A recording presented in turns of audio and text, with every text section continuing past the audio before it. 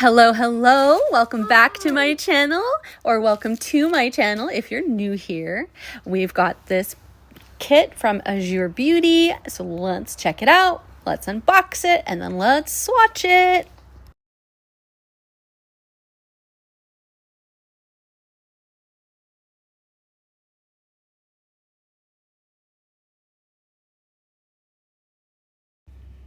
All right, so going from the left, we have our dip tray.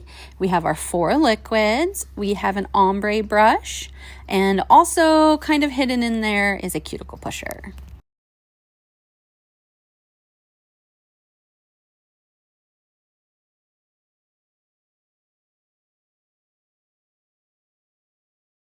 Peekaboo, this little file. I almost missed it.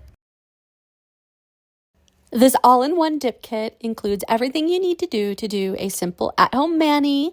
And you got to remember, dip powder is UV free, so you get to avoid that extra exposure, which overall is going to be safer and better for your skin.